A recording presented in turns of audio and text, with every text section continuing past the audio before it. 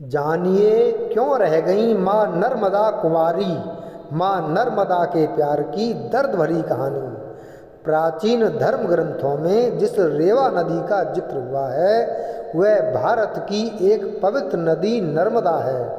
कहते हैं गंगा में स्नान करने से जो पुण्य प्राप्त होता है वह नर्मदा नदी के दर्शन मात्र से ही प्राप्त हो जाता है। इस नदी का हर कंकड़ शंकर के समान है, जिसे नर्मदेश्वर महादेव के रूप में पूजा जाता है।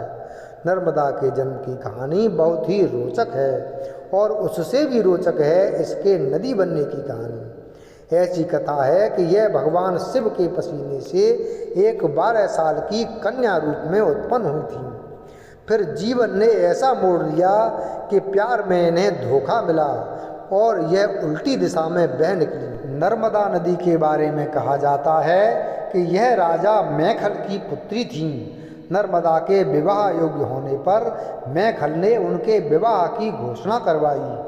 साथ ही यह भी कहा कि जो भी व्यक्ति गुलबकावली का पुष्प लेकर आएगा राजकुमारी का विवाह उसी के साथ होगा। इसके बाद कई राजकुमार आए, लेकिन कोई भी राजा मैखल की शर्त पूरी नहीं कर सका। तभी राजकुमार सोनभद्र आए और राजा की गुलबकावली पुष्प की शर्त पूरी कर दी। इसके बाद नर्मदा और सोनभद्र का विवाह तय हो गया।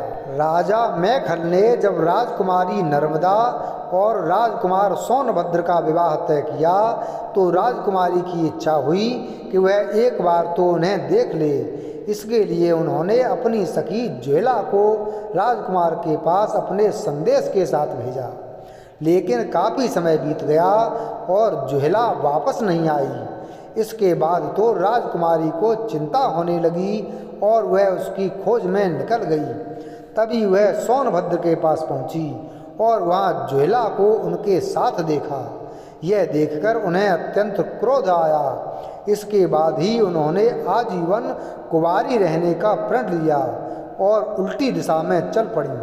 कहा जाता है कि तभी से नर्मदा अरब सागर में जाकर मिल गई। जबकि अन्य नदियों की बात करें तो सभी नदियां बंगाल की खाड़ी में मिलती हैं। नर्मदा के प्रेम की और एक कथा मिलती है कि सोनभद्र और नर्मदा अमरकंटक की पहाड़ियों में साथ पले बड़े। किशोरावस्था में दोनों के बीच प्रेम का बीज पनपा।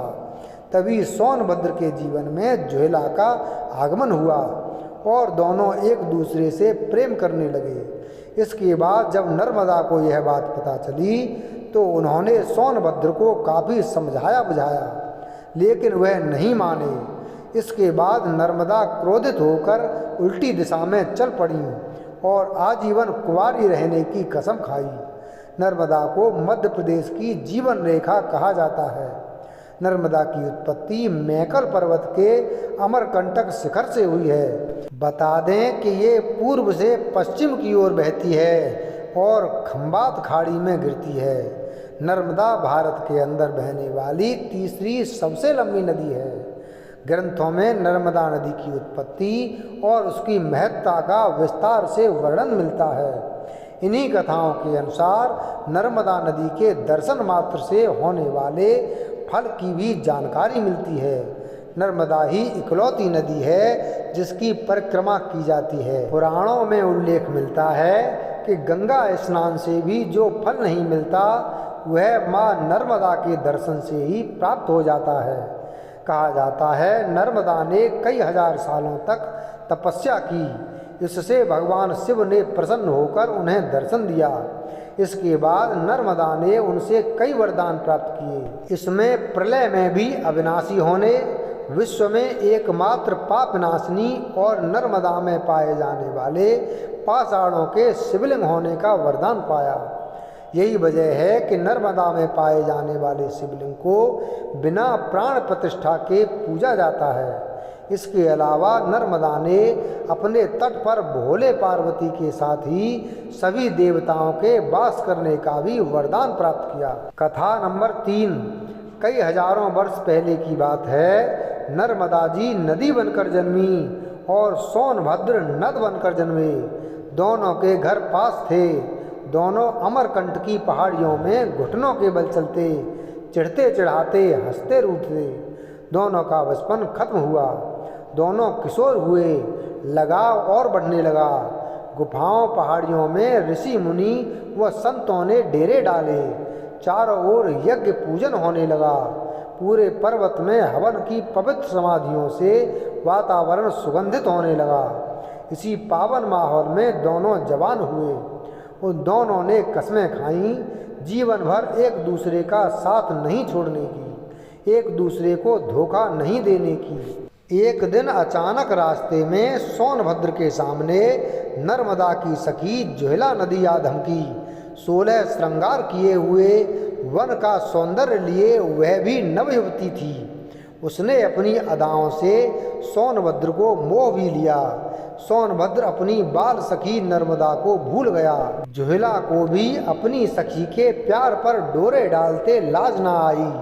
नर्मदा ने बहुत कोशिश की सोनभद्र को समझाने की, लेकिन सोनभद्र तो जैसे जोहिला के लिए बावरा हो गया था। नर्मदा ने किसी ऐसी ही असहनीय क्षण में निर्णय लिया कि ऐसे धोखेबाज के साथ से अच्छा है इसे छोड़कर चल देना। कहते हैं तभी से नर्मदा ने अपनी दिशा बदल ली। सोनभद्र और जोहिला ने नर्मदा को जाते देखा। सोनभद्र को दुख हुआ। बचपन की सखी उसे छोड़कर जा रही थी। उसने पुकारा, नर्मदा रुक जाओ, लौट आओ नर्मदा। लेकिन नर्मदा जी ने हमेशा कुंवारी रहने का प्रण कर लिया। युवावस्था में ही सन्यासिनी बन गईं। रास्ते में घनघोर पहाड़ियाँ आईं, हरे भरे जंगल आए, पर वह रास्ता बनाती चली गईं।